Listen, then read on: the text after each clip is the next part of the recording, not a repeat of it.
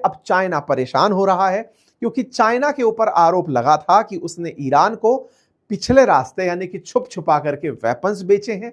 यह आइडिया लगाया जा रहा था कि चाइना जो है वो ईरान को धन उपलब्ध करा रहा है। एक तरीके से देखा जाए तो अब चाइना और अमेरिका कन्फ्रंट कर सकते हैं।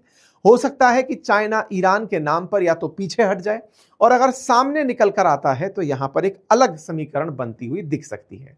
जहां तक अपने अनुभव है और पुराना चाइना का इतिहास है, उसे देखकर यही लगता है कि वो अमेरिका के सामने युद्ध करने तो नहीं आएगा, लेकिन वो ईरान का साथ देने के लिए अगर नहीं आया तो ईरान हो सकता है कि जल्दी हथियार डाल दे, और ईरान का हथियार डालना स्ट्रेट ऑफ हॉर्मुज को खोलने में एक बड़ी मदद के रूप में दिखाई दे सकता है। ये बड़े ही समीकरण है, इन समीकरणों की ही चर्चा चल रही है। चर्चाएं हैं कि चीनी जहाज जो यूएई से मैथनॉल लेकर निकला था, मैफ्थॉल लेकर निकला था, उसे तो आने दिया, लेकिन जो ईरान से निकलकर चला था उसे नहीं आने दिया। मतलब चाइना को यह मैसेज दिया गया कि अगर आप ईरान के अलावा किसी देश से ट्रेड कर रहे हो तो हमें कोई दिक्कत नहीं है, लेकिन अगर आप ईरान से ट्रेड कर रहे हो तो हम नहीं करने देंगे।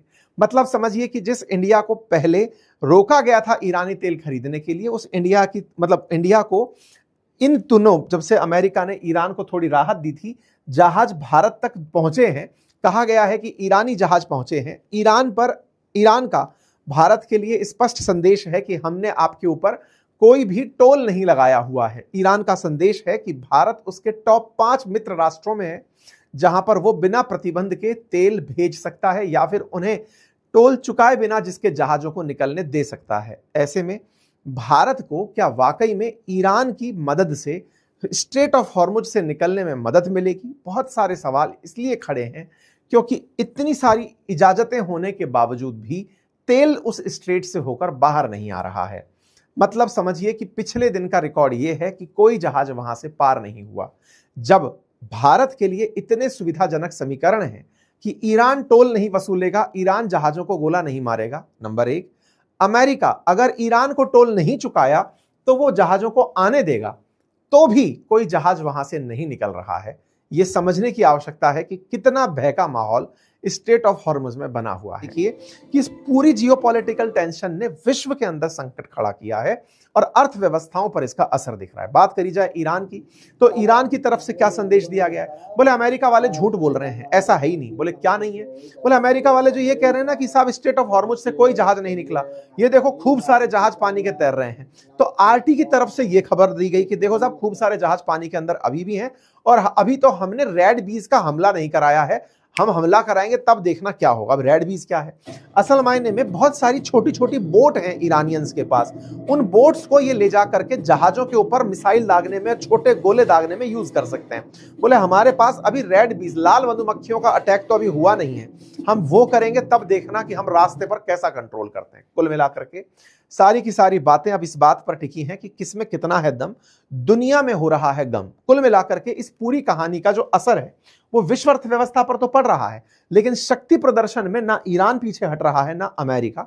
अमेरिका को तेल बेचने का मौका मिल रहा है, लेकिन ईरान के समर्थन में लोगों को लगता है कि भाई ईरान ने अपनी इज्जत बचाने के लिए जो काम किया, उससे उसने अपने आप के साथ साथ उन सभी देशों की भी लीडरशिप कर ली जो कभी अमेरिकी दबाव में रहा करते थे। ऐसे में ईरान की सॉलिडेरिटी में बहुत सारे लोगों के पोस्ट और ईरान के समर्थन में बहुत सारे देशों के अंदर एकजुटता कार्यक्रम रखे जा रहे हैं कि ईरान, तुमने अमेरिका के सामने डटने की जो क्षमता दिखाई, ये काबिल तारीफ है। तो अब समझ ये नहीं आ रहा है कि अमेरिका जीत रहा है कि ईरान जीत रहा है, और इन दोनों में से कोई भी जीते, हम सब देशों के ऊपर दिक्कत क्यों आ रही है, इसके लिए यूएन नामक संस्था कर क्या रही है।